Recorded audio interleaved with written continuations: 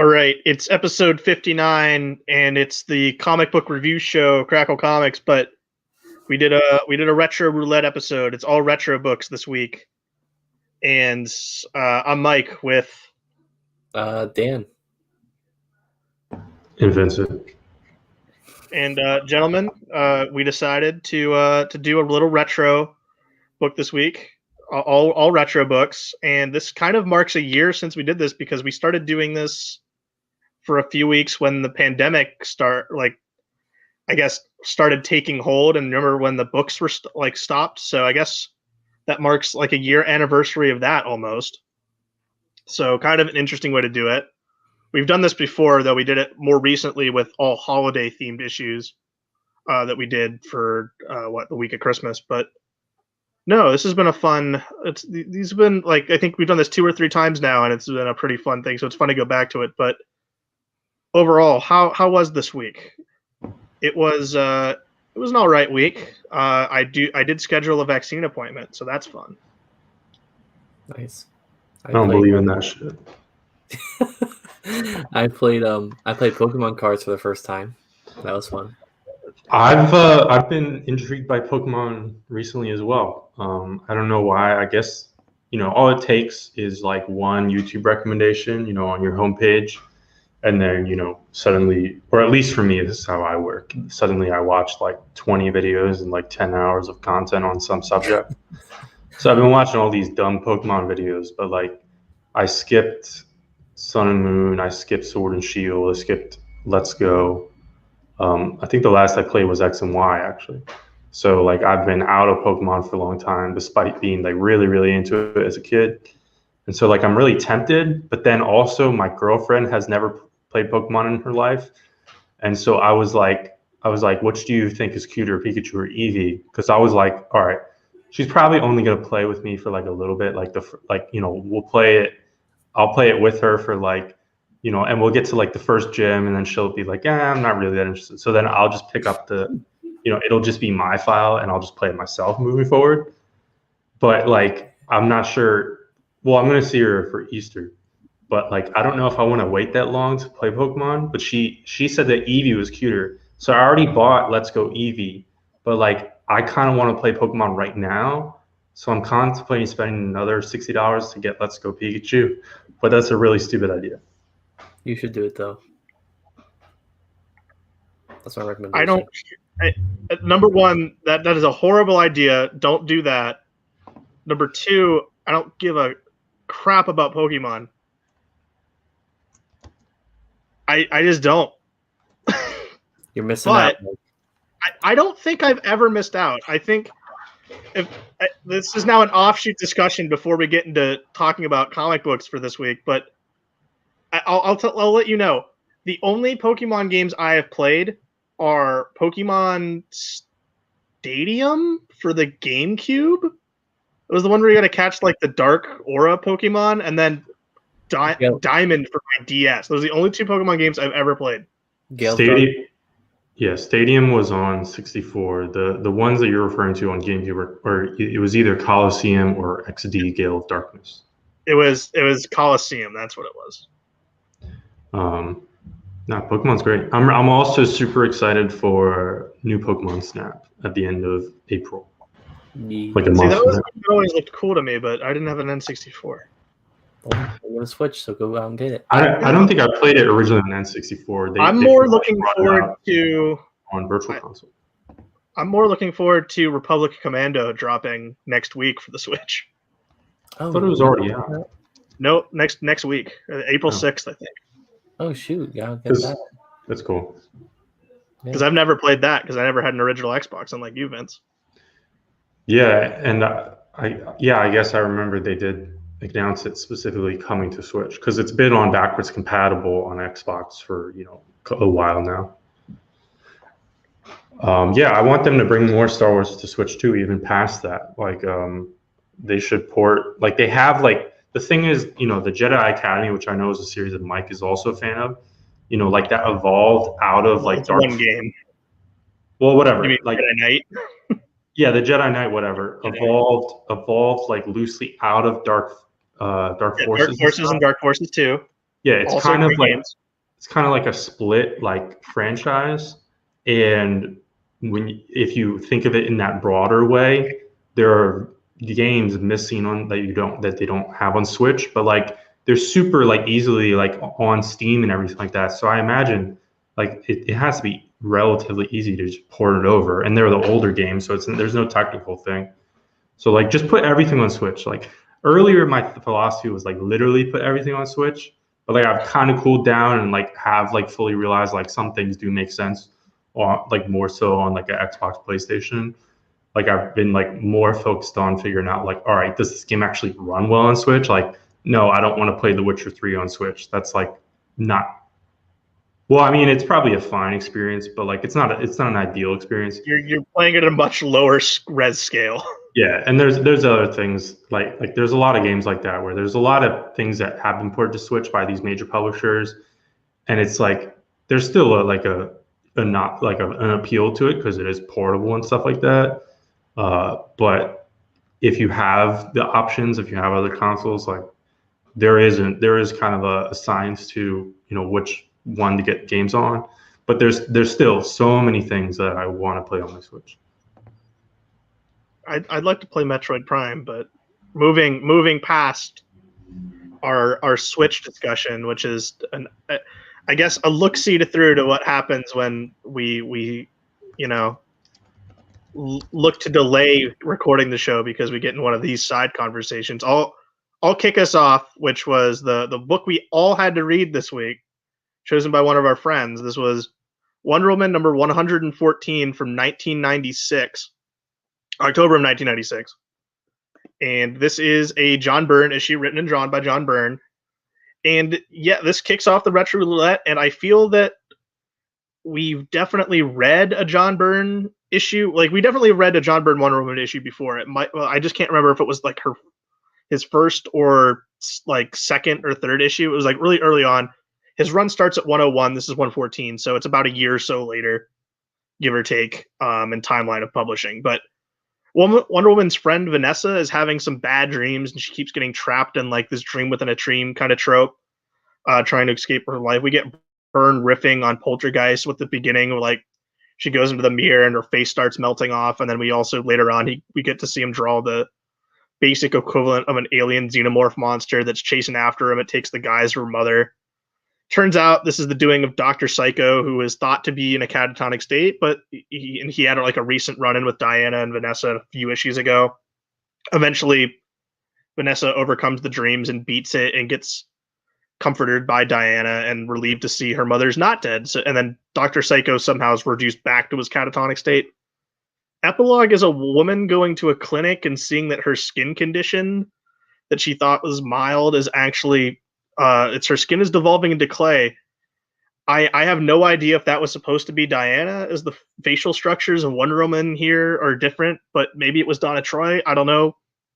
This is where we throw our trope line to Vince, help me out. But I kind of hate Byrne's Wonder Woman, as it seems that, the bikini costume is like skirting a very fine line of pervertness. And this is like 1996. So peak kind of cringe large guns and violence is happening, which maybe Byrne is trying to riff on here, because one of the sequences Wonder Woman's walking around with like Rob Liefeld level guns shooting monsters, so maybe that's what he's riffing on here. But without further context, I wouldn't know. Also, John Byrne still can't draw children. He never has done it well, and he probably never will do it well.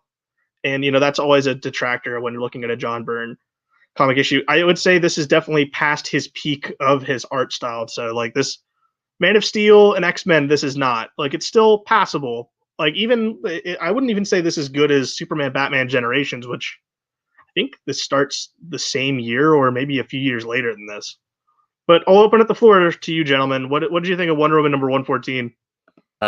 It's really interesting. It's like this time period for coloring and like stuff like that. It's kind of like skating the line between like digital rendering of stuff. So it's kind of like the art here is just it's from this era in comic pride a lot. I feel like that's kind of, you're right.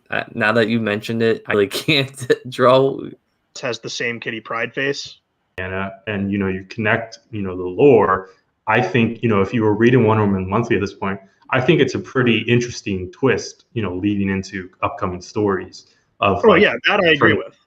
Like she's turning back into clay. But yeah, I mean, this isn't a Hallmark issue. Like we did actually, the last one we read was his very first issue.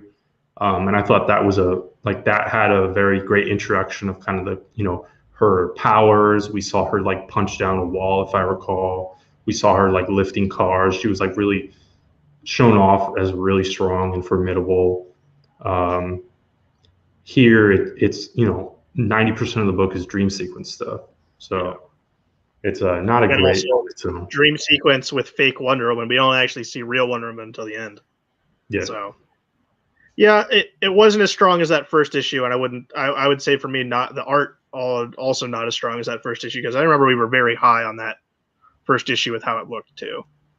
Yeah, and later in his run, he and this is actually not something he introduced. Like right before him, art by Gil Kane, inks by Joe Giella. I'm not actually certain. So Iris and Barry Allen are going on a vacation to the West Coast. It's kind of interesting that this issue actually just straight up opens basically from a Flash perspective. And Iris is supposed to interview Hal Jordan for a profile piece, and specifically Hal, the famous test pilot. And Barry, meanwhile, wants to meet up with Green Lantern, but he doesn't know that they're one and the same. However, they are both in the Justice League already at this point. So they they know each other in superhero context. And it's also I've never 100% understood like the mechanics of the League, because the League, they're all going on missions together. But especially in certain eras, they all live across the country. So it's like they all race to the one spot. Like how, in a given week or a given month, how often is the League doing their missions together? Because the League comes out monthly, just like the solo books.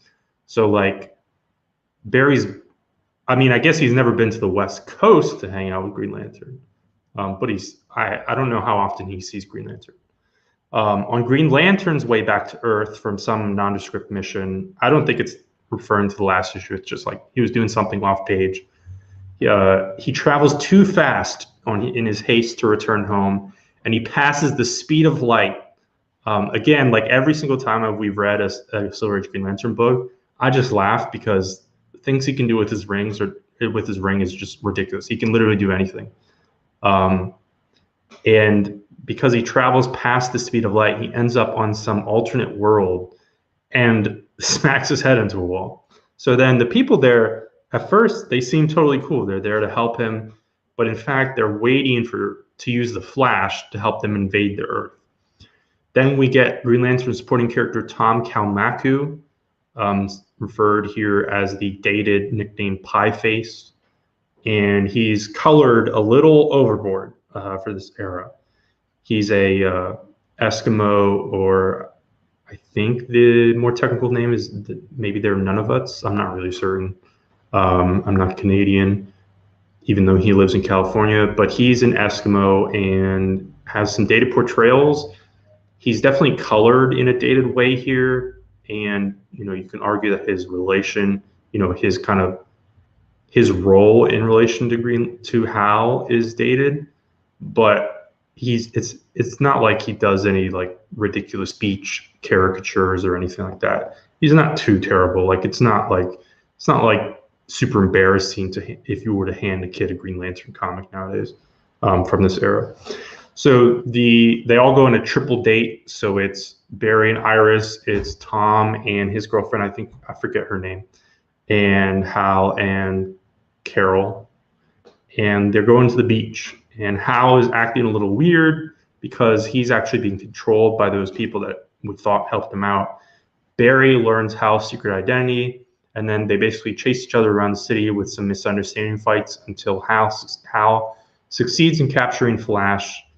And when he gets back, Hal doesn't remember doing that, so Tom catches him up. He saves the day. Him and Barry both get their hero moments, and then at the end, Barry shares his ID as well. So as far as Green Lantern and Flash and their relationship through the years, actually a pretty pivotal issue. But the story itself is completely forgettable and wacky.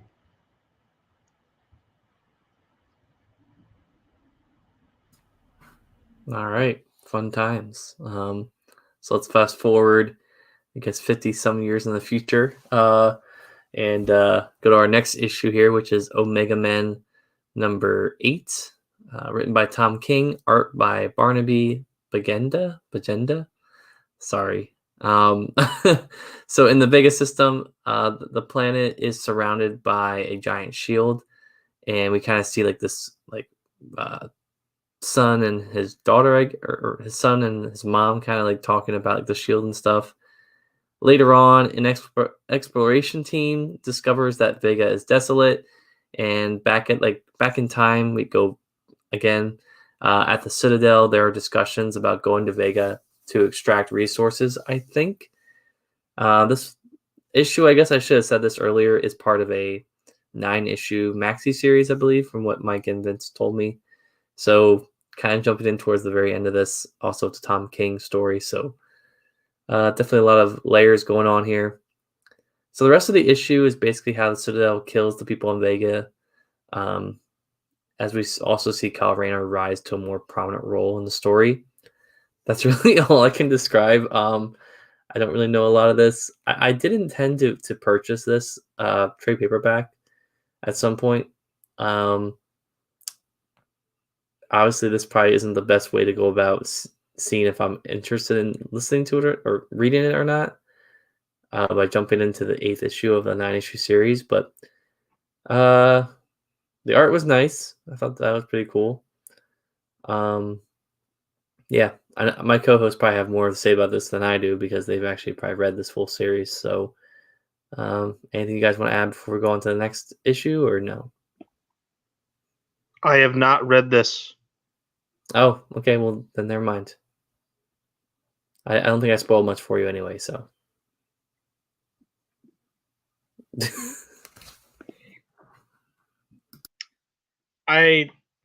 Well, but we warned you, maybe don't pick that, and you did, but Sorry. But that's how the cookie crumbles. Fantastic Four number 112 from July of 1971. Stan Lee, John Buscema, Joe Sinnott. So big Hulk and Thing fight. Let's go with that. Big John on art too. No Jack Kirby. John Buscema, legend in his own right for, work on the Avengers. But the Hulk and Thing are fighting in Central Park, and while Reed's trying to develop some machine to stop Ben, and Johnny's getting restless, waiting while he thinks that, we can fly in and help now by just charging out there. And Reed's like, no, let me work on this, contrapted machine to try to do something because only I can do it. Very self-centered Reed Richards here, I think. Also, J. Jonah Jameson is on the airwaves ranting and wanting the Fantastic Four to answer for all this violence and destruction that's going on. They get the power to the Baxter building cut off, causing further disruptions to Reed's experiments. Also, Sue's out of town. Sue is with Franklin, with then nanny Agatha Harkness watching over him. And I feel like I'd be dumb to not point out that, spoilers if you haven't watched WandaVision, but Agatha Harkness, big right now because of that show, was the nanny of Franklin Richards. That's where her first appearance was. So, kind of fun to see that version of Agatha after the kind of renewed fame that she has for that TV show that just came out. But Hulk and Thor are taking the center stage here. That's why we're here. Not Hulk and Thor, Hulk and Thing. I wrote Thor. I'm stupid. But Hulk and Thing, they're throwing statues at each other, carousel rides, just whatever big thing they can get their hands on to throw at each other to see who can outlast the other. But, eventually the Green Behemoth's eventually going to get, he's going to outmatch the Hulk, the Thing eventually. Elisa Masters is also rushing to the scene to try to confront Ben and calm him down. And she eventually gets his attention, which takes, his attention away from the fight. In that critical split second, he gets hit and just launched through a wall. And then Reed and Johnny arrive too late, and now they're left with the aftermath. And it looks like the ever-loving blue-eyed Thing has passed away. And Johnny's like, well, it's your fault, Reed. We could have got here earlier, but nope, you caused this. So interesting. I mean, I like the fight. It's a good cliffhanger, but overall, I like this issue. I thought it was really good, and I like the John Buscema art. In no way do I think does it detract to not have Jack Kirby here. Yeah, I feel the same way. it's not Kirby. Like Big John is not going for a Kirby style, but it's so exciting all the same. Obviously both artists, incredibly great at what they do. I like how we get right into the action on the first page, even though actually I will note that the Hulk showed up at the very end of the last issue.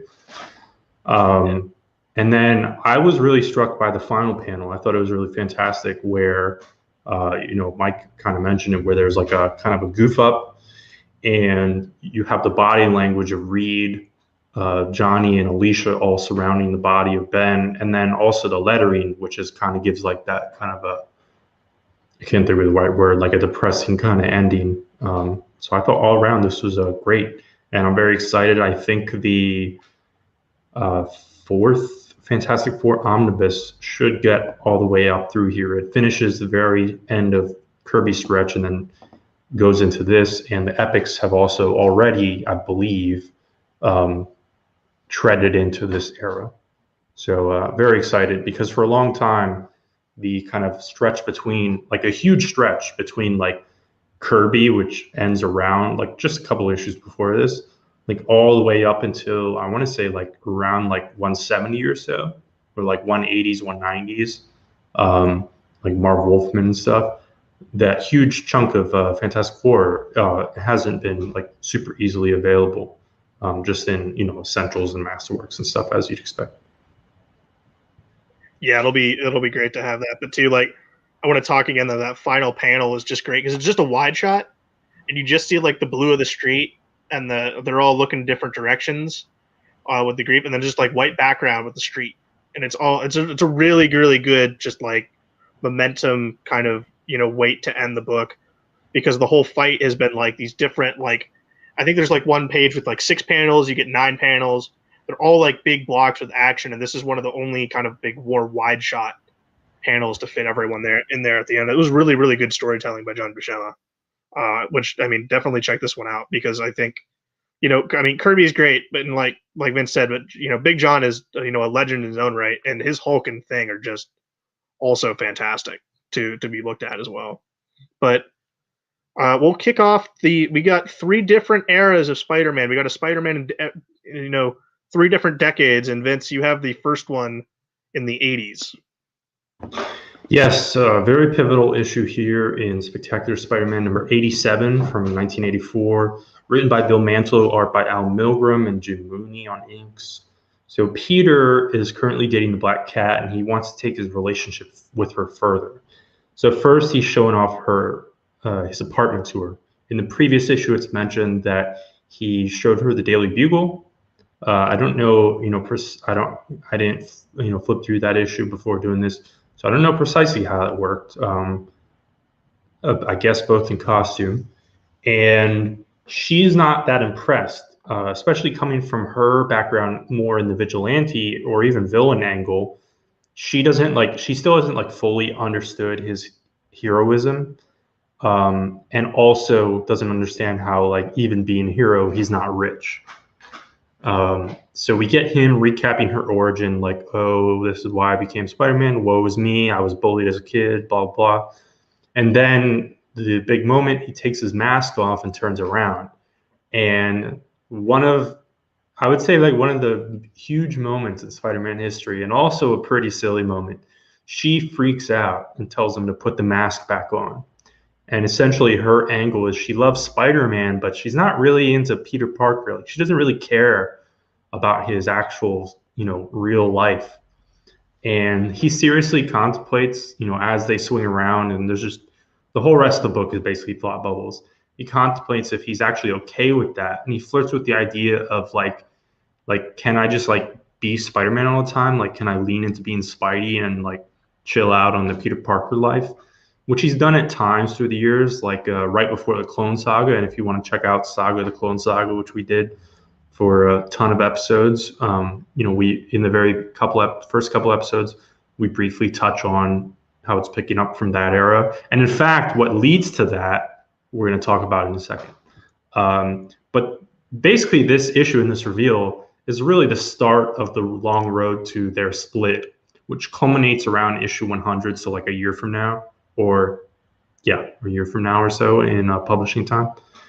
And I do want to point out one more thing, that one panel has a sneaky billboard plug for Bill Mantlo and Butch Geiss's indie comic, but published through Marvel's Epic line, called Swords of the Swashbucklers, which in modern times was reprinted by Dynamite.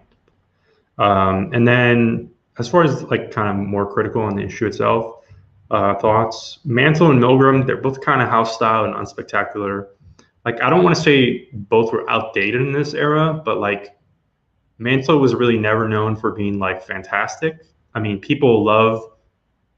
his most beloved stuff is the stuff that's least connected to Marvel. It's ROM and Micronauts, where he was like fully making the lore himself.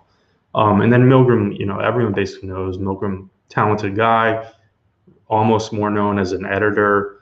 But as far as his art itself, and his rare writing, because he actually takes over writing and drawing this book at the same time, as we move towards issue 100, just kind of plain.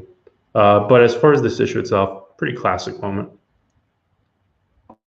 Yeah, definitely a classic moment here. The put the mask back on panel is, something you'll see on websites that are, often like made fun of, but also, called out for the big moment that it is. It has that kind of meme level to it that's, made it stand the test of time. But I think Mantlo's scripting is actually all right here. He brings up the idea of like every woman in Peter's life, they've always been interested in Peter, never the Spider-Man part per se. So now, like you hinted on, that he's starting to think that, oh, maybe I can be Spider-Man all the time. But yeah, Kat's a little weird. I think that, she's so just infatuated with Spider-Man, where it's a little. I'm going to say it. It kind of, you and we balked a little bit of the Batcat play name, pet name thing with Tom King on Batman. I feel like there's overkill of it here, where with Spider-Man saying just Cat, and then there's her being like Spider. It's kind of overkill in that regard, but overall it's good. I think this is really where I'm seeing like Al Milgram is fine, but he's never going to be, for lack of a better word, spectacular or great. He's going to be like your standard, 6 out of 10 dude. He's never going to move the needle or do anything, more fantastic like a John Buscema or, a Jack Kirby, but like he's going to deliver like a solid series, though I think maybe his best work was probably Wolverine Kitty Pryde. But yeah, like this is fine here. I think his Spider-Man looks a little stiff in places. His action scenes are, it's everything is kind of like a stiff kind of action figure, like stiff, solid look to it. That's what I've been noticing looking at Al Milgram's art more closely. I don't know if you would share that same thought, but that's kind of what I get from his art, where it's going to be good, but it's going to be a little bit more stiffer and not as, energetic and fluid as, maybe other artists would be. Yeah. I'll go to our next one, which is in the 90s, Amazing Spider-Man number 363 in June of 1992. This is David Michelinie, Mark Bagley, and Randy Emberlin on inks. Carnage, the conclusion, this book exclaims on the cover as we see the heads of Spider-Man, Venom, and Carnage himself plastered all over it. I also have to say, I hate kind of this era of covers. And I think I've said it before, too, on like Solid the Clone. I hate like the little corner indent of like, also check out this, like, on like the top right corner. There's something, it's so busy that I feel like they need to tone it down, but I don't know. It's never sat right with me to have that like that extra corner, promotion there on it. It's always looked weird to me.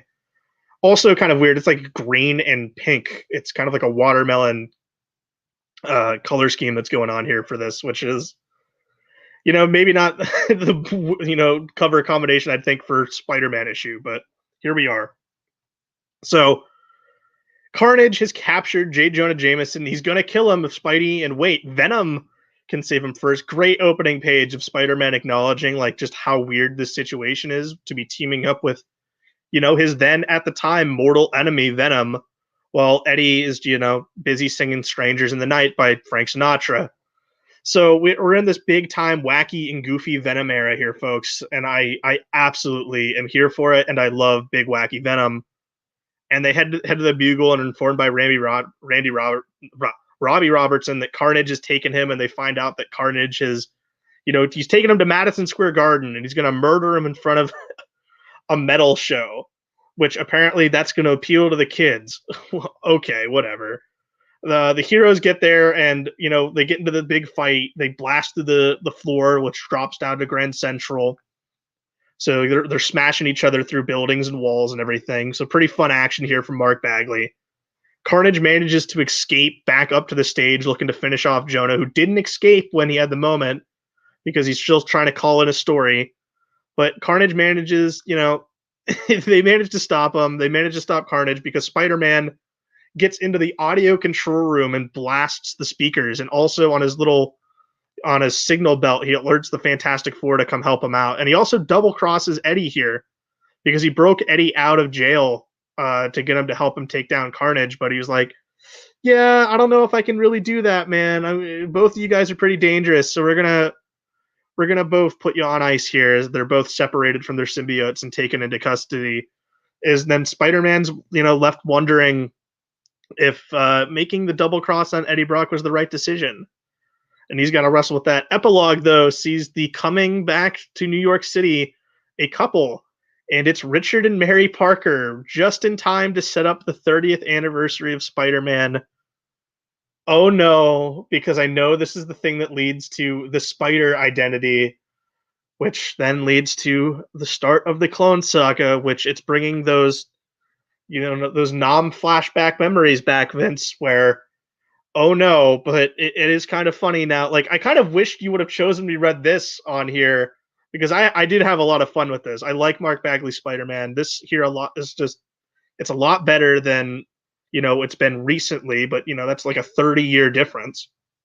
But I like, his Carnage is great. His Venom's great. I like Wacky Venom. I quite honestly didn't know that Michelini would be still writing at this point. I thought he would have left after Larson, but I guess in my headcanon he would have been gone. But no, he sticks through, Todd and Eric Larson and Mark Bagley up until a point. But I think this is a solid issue. Yeah, the just for quick context, so the Clone Saga starts with Amazing Spider-Man 394, and Michelini's last issue is 388. Michelini's still on it. Yeah, I'm pretty certain he's still on it for Maximum Carnage, which is obviously after this because this is the introduction of Carnage. Yeah, Venom's pretty fun here. I like the touch of mentioning how Robbie's like, we got to update Jonah's obituary on file in case he dies today. And then there's a really weird but like funny and like I kind of buy it outburst from Peter at the end where Jonah, just to have like sneak in a little dig at Spidey, was like the decision to like backstab Venom, like that's the good choice. But Jonah, just to conflict with Spider-Man, is like, Captain America wouldn't have done that. He would have stuck to the deal. And Spidey's like, yeah, I'm not Captain America. He's a real hero, and I'm just a man. I'm not even a man. I thought it was funny, and for just very little, little tidbit of context on that is that at this point, Spidey has already during I think it's the John Byrne and the Fabian Nicieza run on Avengers. He very briefly joined the Avengers as a reservist member and then bounced out. So yeah, I like this era of Spider-Man.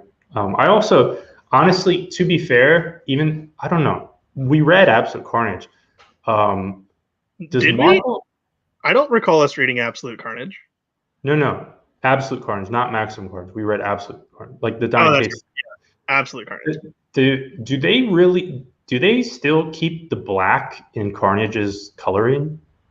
I feel like that's something that's been toned down. Dude, I was wondering the same thing. I think they've toned it down because that's it's a great fluid design where it really makes him look like liquid when Mark Bagley's drawing him. I think hands down, he's, co-creator, but does anyone draw a better Carnage than Mark Bagley? I don't think so. Yeah. Later on you get the I don't know if he does. I don't think he actually does his art digitally, but you get that kind of digital liquidy look from Clayton Crane, who's probably the modern definitive symbiote artist I guess before, some of the, Agent Flash, Agent Venom people, and then before Stegman, obviously.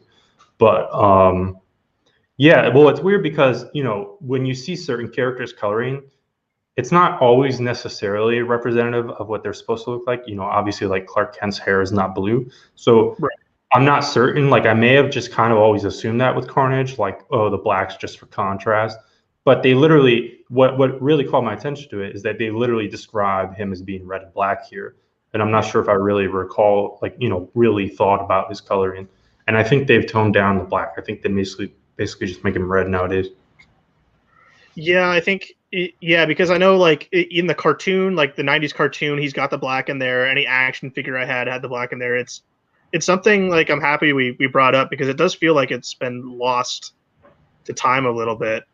Because I think Absolute Carnage, he was kind of more just red with some black, highlights here and there. But overall, we like this one. We'll go back to Dan for the final of our, Spider-Man adventure. We're heading into the 2000s now. Yes, so 2001, I was 7 years old when this book came out. Actually, 6 years old. I was not 7 yet. So our next issue is Amazing Spider-Man number 30 from June 2001, written by JMS, art by John Romita Jr., and inks by Scott Hanna. So Peter is getting ready to swing through the city while listening to a voicemail by Aunt May. Insert iconic double page, or I guess I don't know what it is, splash page here. Really nice one there by John Romita Jr. We get a great voice from Spidey here from JMS as he's swinging through the city looking for someone to beat up, and he's kind of thinking about like his suit, and he's like, should I put pockets in my suit? I don't know if I should because something will fall out. If I put zippers, people might hear it, or Velcro, whatever. So that's kind of funny, like banter there. As Peter, he stops a guy from being bullied at school, and that night he runs into Ezekiel for the first time. So he talks to him about the spider that bit him before running off, kind of asks him, what came first, the radiation and then the spider bit you, or was the spider biting you to before they died? It's a really existential question that we obviously don't get too much into detail on in this issue. Out on the shipping dock, we see Moreland showing up, and we'll have to find out more about him the next issue, I guess. So, yeah, it's a pretty interesting issue. Kind of a setup here.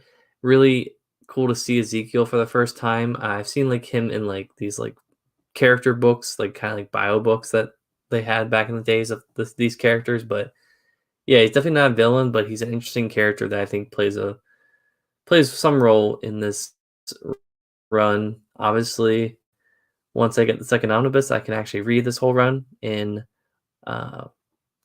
straight through. But this was a good issue. And my co-host, what do you guys think? I don't think I've ever heard anyone refer to as I was excited to see Ezekiel. I don't know. I just, someone out there is like, I don't think anyone said that before. The double page splash here by JRJR. That's a classic Spider-Man page. Like that, I believe that one is into the hallowed halls of double page Spider-Man splashes. Like that, his work on this book in the 2000s, like puts him on like the level of his dad. I feel because his work on this book in the 2000s is great. Also, iconic cover too. This was definitely one of the covers for like the trade paperbacks that were hard to find for years. Too. They're still separated from MJ at this point, so he's still going through that.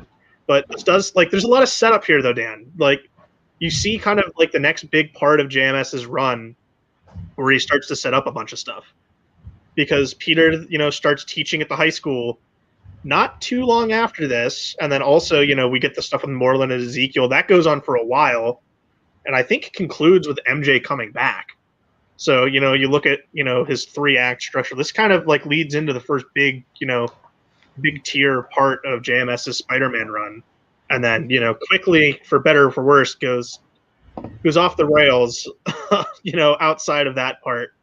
And then you're also gonna have diminishing returns in what you think of Ezekiel and Moreland. Also, I think, it's his stuff with the character work of Peter's really good, but I think from what I've seen of reading the JMS run, it's the stuff in between, like, Moreland kind of goes on. Like, I quite frankly think, like, remember the Spider Totem stuff going on too long, and then later on you get Sins Past, which editorially mandated or not, it's that's part of your run, and then also One More Day. So, but overall, all the character stuff with Pete's good here. The voice is really good, the art's really great.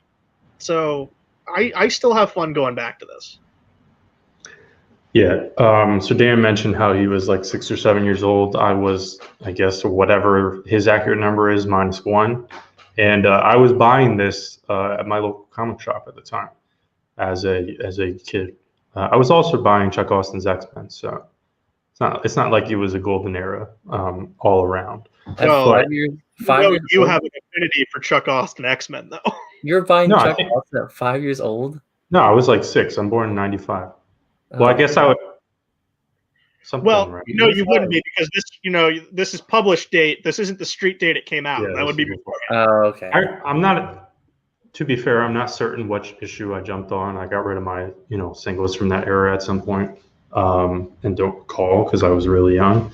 But yeah, I mean, this is good. The setup for his teaching gig I like is great. I think Peter Parker as a high school teacher is a really great idea. I think the initial entry of Ezekiel is interesting enough. It's pretty exciting, but this is also the start of all the annoying stuff that Mike mentioned. And then the one thing I'll mention here is, Mike was talking up Romita, and earlier Dan on One Room was talking about how you can, based on the coloring, like you can tell that the coloring is kind of like digital era coloring, and it's a new era. I feel like it's similar here. And again, connecting back to the previous Spider-Man issues, like, we read 363, and then we referenced how on the Clone Saga we read, 30, issues later, and pretty deep into the 90s, especially some of the things that we read that were very loosely connected, because I had like a crazy, order for some of the episodes. So we read like the very end of the very end of Spider-Man Volume 1, because obviously this is Volume 2, number 30. So we read the end of the series, and Romita was still drawing some of the books at that point. And so to combine those 2 points, I think here you also see that this is fully in the era of like, the coloring is digital. There's like a little bit of effects where, they're focusing more on lighting, and you can see sometimes like the glare and glass, things, or even like a little bit of like more lighting on Spidey's costume and things like that, as opposed to Romita in like the late 90s, where the coloring wasn't like totally into that new era. And I think it's very interesting how Romita Jr. had, basically basically like 4 runs on Amazing, well, on Spider-Man in general, if you count various things.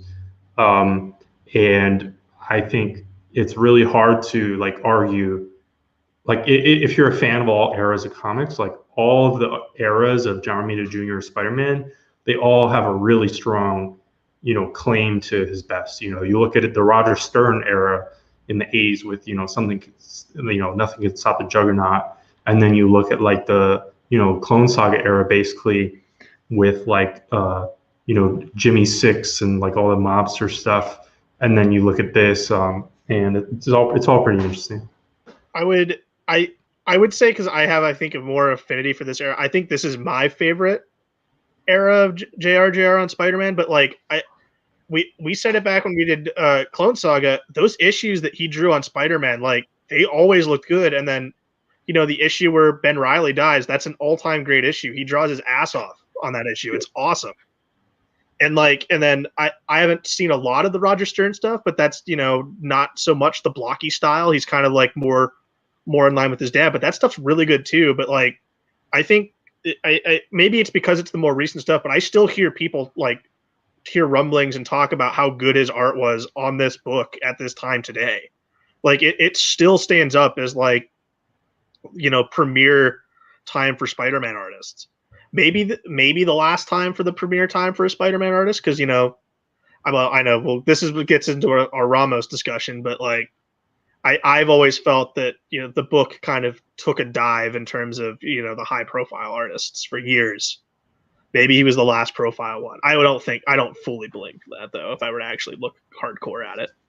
But yeah, I mean, I think the best Ramos art on Spider-Man was not on Amazing Spider-Man. It was with Jenkins on Spectacular. But yeah, I think more so, especially because if you think about it, immediately following JMS, you enter Brand New Day where it's shipping 3 times a month. So that's basically the beginning of the era, really started by Amazing Spider-Man, where there's just like, for most titles at Marvel, there's just not artistic consistency on anything.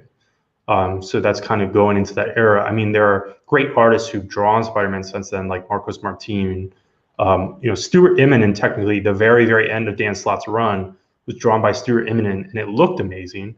But it wasn't like a super lengthy run. And then obviously, you could talk about the writing side of that. But I'd say, yeah, more or less JMS, even the last like truly like Hall of Fame Amazing Spider-Man artist. I mean, following him, I think it's Deodato, then Garney.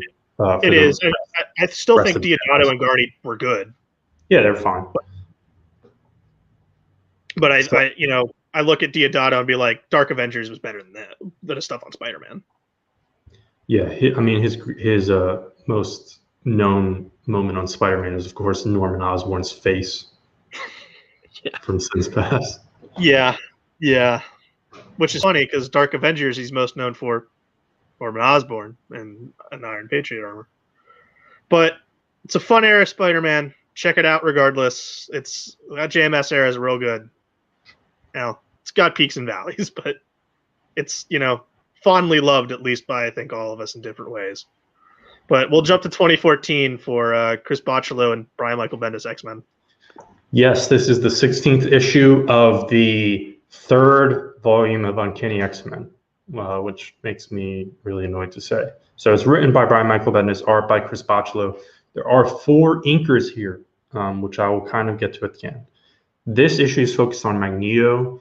He's in this era, he's working essentially under Cyclops. This is kind of like the Revolution era following Avengers versus X-Men, where there's like Wolverine is kind of a little bit low key off in the corner and slightly tied with the all new X-Men, which Beast brought in from the past, sort of. And then Cyclops over here is like, I'm basically taking on Magneto's role. And now that he's taking on Magneto's role, Magneto's like his right-hand man. Charles is dead. Obviously, that happens in Avengers vs. X-Men. And also, Magneto's powers are weakened. I think that's from like Avengers vs. X-Men. I don't remember the exact context of that. And he's kind of working as a mole with S.H.I.E.L.D. He's working alongside Dazzler. So the actual story here, he's initially spectating like a pro-mutant rally, but it's not run by mutants.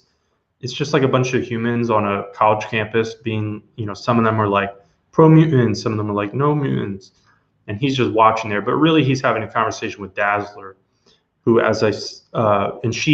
she works directly for S.H.I.E.L.D. She's like their liaison to mutants. And there's mention of Madripoor and Hydra, which is basically stuff that it'll come up again as a major idea as in a couple of years as it leads into Secret Empire. And so Magneto heads down to Madripoor, and this scene is kind of reminiscent of the Nazi hunting scenes from, I think it's in First Class, or maybe that's in Days of Future Past, I don't really remember. And Magneto runs into Blob, Sabretooth, Silver Samurai, and it turns out that Mystique has replaced Dazzler, and she's the one setting up this like attempted mutant utopia area in Madripoor. And as part of funding it, she's like letting people, run mutant growth hormone as like a drug. And Magneto doesn't like what they're doing, so he fucks them all up. And in his weakened state, it's pretty neat. He carries around a knife So, I mean, obviously he can hold the knife, but he could also, with his powers even weakened, can manipulate the knife. And he also carries around like a pocket full of bullets. So there's a moment where he like takes out the bullets and like kind of just like flips them in the air and then is manipulating them around. And essentially, this issue, despite being written by Bendis, is a pilot for the Magneto solo series by Cullen Bunn, which is pretty fantastic, mostly standalone, like 20-something issues. At the end, it gets really tied into Axis, which is god awful. And like, if I recall, like kind of sort of sets the groundwork for the Scarlet Witch, Quicksilver, Magneto retcons, which are actually executed after Axis by Rick Remender in Uncanny Avengers. But the first like 15 issues are amazing. Botchlo's art pretty solid here. It's a non-traditional look for Magneto. The multiple inker team, it's there, but I feel like it didn't drag it down. Like this didn't feel like a weak issue or a rushed issue. No, it didn't at all. I was begrudgingly going to read this because I saw 4 inkers on Botchlo art and be like, wow, this might be a disaster. But actually, no, it's very solid. You wouldn't even notice there's 4 inkers on the book. I do have to ask, though, is this the beginning of Magneto wearing a white suit? I mean, it's in the Bendis era. I forget when he wears the white suit. Because like around, like for example, there were like I don't know who put like what the company was, but there were like these there were like these mini statues of the X-Men around this era called Artifacts, and they did them for DC characters as well. And like I have a Cyclops one and a Magneto one, and you know at some point I was like I want to get Emma Frost as well, but then if I get then I got to get Beast and Wolverine, but I just never got around to it. And then you know I'm sure they're annoying to find now. They're not like expensive, but all that to say that there was a black version and a white version of Magneto of the exact same, you know, mini statue at the time. Yeah. So it's I don't remember if it's the beginning of the Bendis run or if it's like a random issue. I don't recall, but it is this run. Oh, I just wanted to point it out because it's something that's lasted to this day with the Krakoan era, where he's still in a white suit. Though it's now the more traditional Magneto suit, but in a white palette. But we saw in the issues of Empire, I guess if the going gets tough, he throws on the purple and pink red one, which is nice to still. To me, that's the costume he should always be wearing. Yeah, bold Magneto looks weird to me. It doesn't look like Magneto. Also, I don't know what it is about it, but like it's cool in its own right. Yeah, the whole sequence where he goes to Madripoor is really cool. Like I was, this turned out to be kind of a hit for me. I thought I was going to hate it, but no, I actually really liked it a lot. And I know that Cullen Bunn Magneto series is kind of loved, so I really it more so steered me to wanting to check that out. But if we had nothing else to say on that, I'll go into Detective Comics, which is Detective Comics number 475 from February 1978. Steve Englehart, Marshall Rogers, Terry Austin, The Laughing Fish, the very famous story here, which is, it's the story that inspired Paul Dini to write the Batman the Animated Series episode of the same name. Though this issue is smack dab in the middle of the Englehart and Rogers run that goes through Strange Apparitions and Dark Detective, and much later they come back for Dark Detective 2, but this is shortly after their arc with Hugo Strange, and I think that's Strange Apparitions, but it's referenced here in this issue that Strange has gone missing. But in the beginning, this sees Batman coming face to face with his then girlfriend at the time, Silver St. Cloud, and he's attempting to asking her about Deadshot, but he can't face her, and he sees in her expression that she must know that Bruce Wayne is Batman, so he kind of darts out to go on patrol, while this sends Silver into a tizzy where she's like, oh, I got to get out of Gotham, the Batman might be after me. And also, I think it's Bruce, so that's a whole other can of worms she doesn't want to deal with. So she's trying to get out of Gotham because she does know something about Deadshot. At least that's what, it's alluded to here. But Batman is alerted to this eerie visual that Gotham's fish supply has been turning up with smiles, like the fish have smiles on them, which can only be the work of the Joker. And this is where the Clown Prince of Crime just kind of starts dominating the issue, and I think oftentimes on this show we have been more than vocal of our current displeasure with the oversaturation of them. But man, this is some good Joker. Like this is some really, really top tier Joker content that you'd want. Marshall Rogers, by the way, I'm coming out of this. I think Marshall Rogers might be my favorite Joker artist of all time because the expressions are so good. I think normally I would have said Jim Aparo, but I'll take Aparo Batman, but I'll take Marshall Rogers Joker. But he's trying to like get his copyright fish scheme so he can get rich quick. But and he also is confronting Boss Thorne or Rupert Thorne about Hugo Strange and Batman's identity. And we get like the big famous moment. And he's just like, you can't reveal Batman's identity because then, it's not fun for me. So that, throws Boss Thorne out and he's got to get out of the city too. And he meets up with Silver St. Cloud as they're both fleeing and she hitches a ride with him. But the Joker has announced that at midnight he's going to kill this low-level businessman. And of course, he manages to succeed with Joker gas out of coating him with some other chemical earlier in the day when he had visited him. This is right out of Batman #1. In his first appearance, gets him with the Joker gas while Batman and Gordon have him under, intense watch and lockdown. But this leaves the case now ongoing, and that'll lead us to the next issue, and about Batman has to take down the Joker. Famous cover with him holding the laughing fish, and then inspired the animated series episode of the same name. But we said it last week, but Marshall Rogers Batman, Marshall Rogers Doctor Strange, it's too good for this world, Vince. It's too good for this world.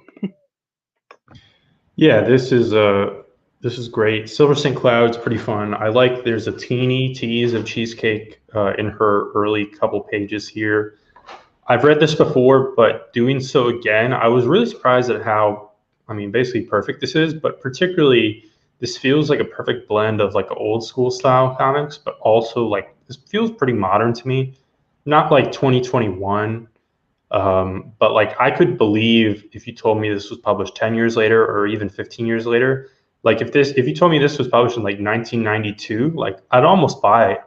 Like it would be like, it would, if it was that point, it would have like a slightly retro flavor, but it's not super far off from like, say, what Dixon and Nolan or like, Aparo and Grant and all those people, this is not dated whatsoever, in my opinion, at least.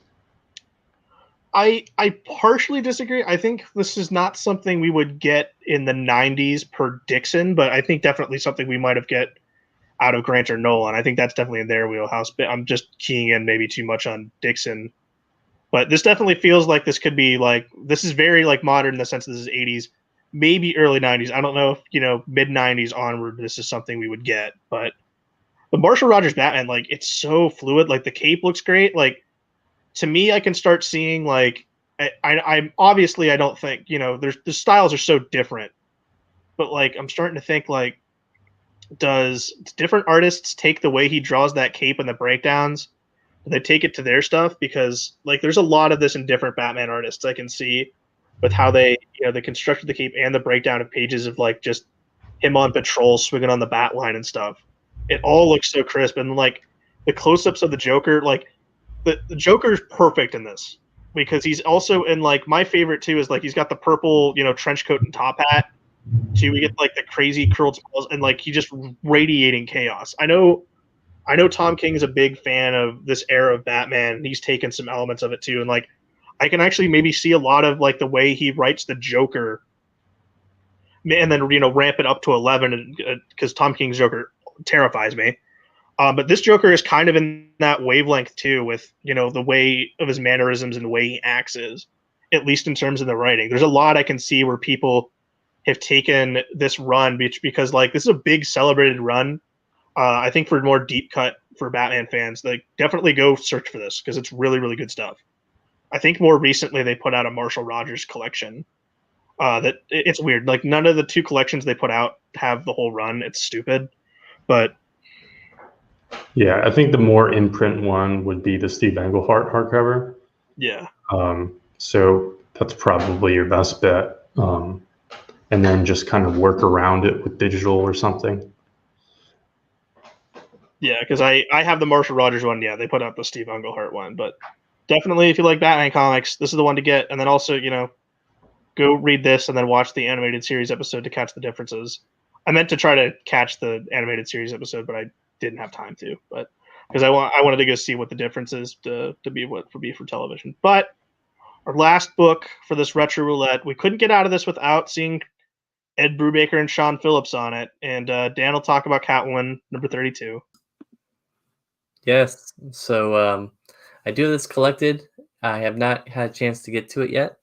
Well, obviously I read this issue, but did not have a chance to read the rest of the run. But anyways, our next issue is Catwoman number 32 from August 2004, written by Ed Brubaker, art by Sean Phillips, inks by Stefano Guadiano.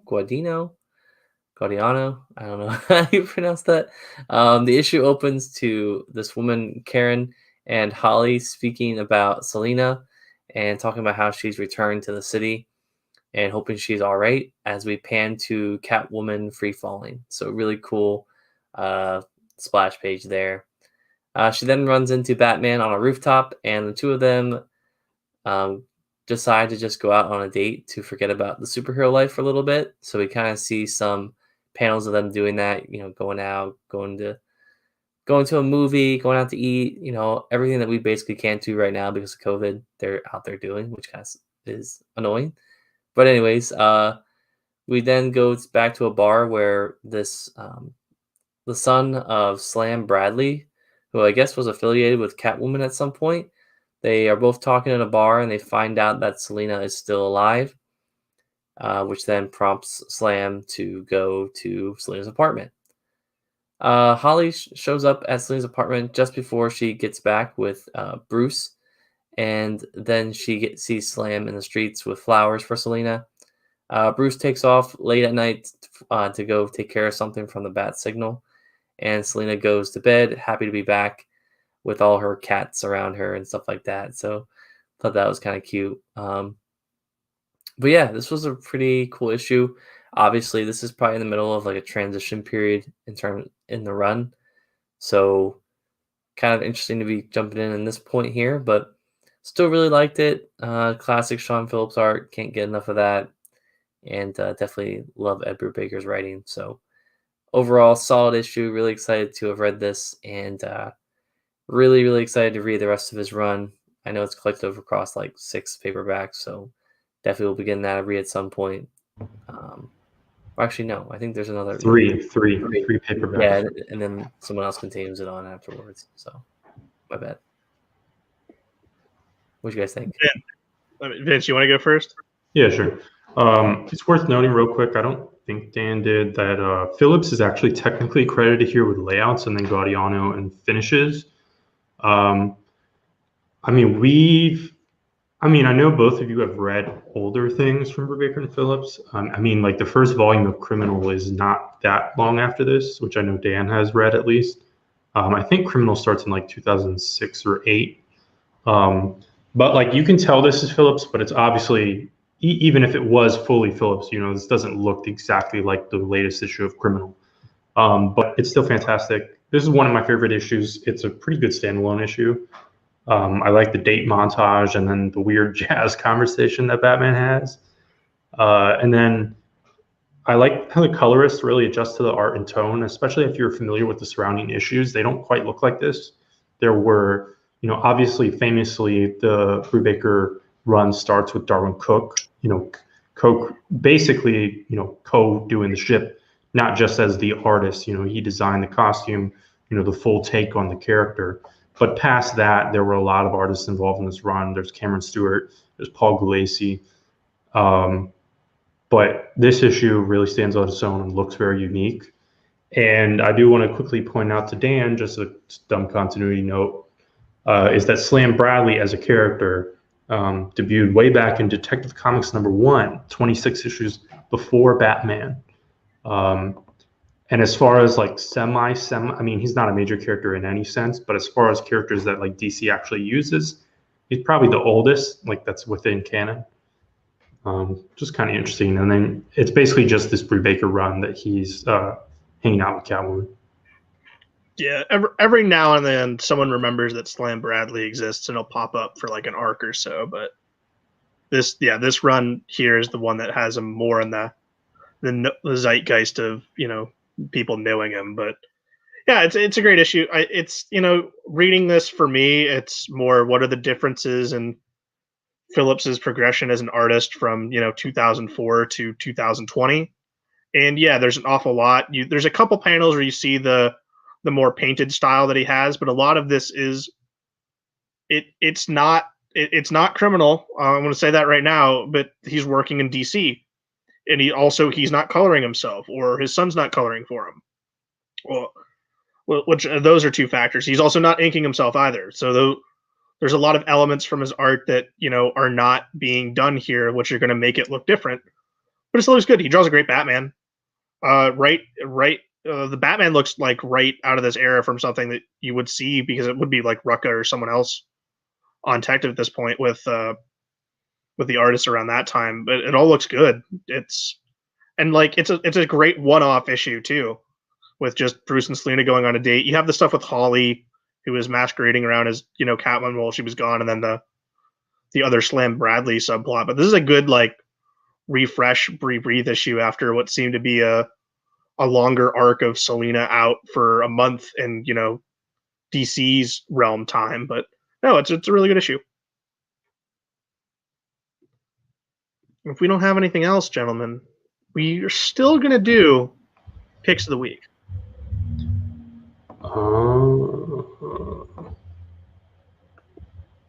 Damn it, I didn't come prepared for this. I'm gonna give mine to, I think, I'll give it to Detective Comics for sure. I'm gonna go Detective Comics, but that JMS JRJR Spider-Man issue, because I think it was easily the longest book we talked about, that kind of steered me to almost picking it. That would probably be my runner-up, but that's with the caveat of reading a lot of the other parts of the run, and I hold that dear. But I think pound for pound, top issue for me would be Detective 475. I'm probably gonna go with the Amazing Spider-Man JMS JRJR issue. So there you go. Wow, is this the first time you haven't picked Brubaker and Phillips when it was an option? Yeah, I mean, I think there's a little bit more going on with Amazing Spider-Man than the. Yeah, I don't know. I liked it better. Sorry, maybe. Why are you apologizing? I don't know. I thought the minute you picked this, but by the way, this is not the first time we've landed on that year and month for DC. This is now the second time we have landed on something, because that same month we chose something else from that month. This was a big month because we kept thinking of do we want. I remember when we got this. I can't remember what we chose instead of this, but that was an option. And also Identity Crisis #1 was that same month, but we also have not chosen that yet. So interesting to note, that's the first time we've ever gotten the same month and company and year. But obviously this is for a retro show and not just the retro book segment that we do in a regular normal episode. I just find that funny that out of all the possibilities, we landed on the same thing twice so soon. But there's a lot of good options that month. Overall, though, that is our show for this week. We'll be back next week with more comic stuff to talk about. And outside of that, stay safe. See you.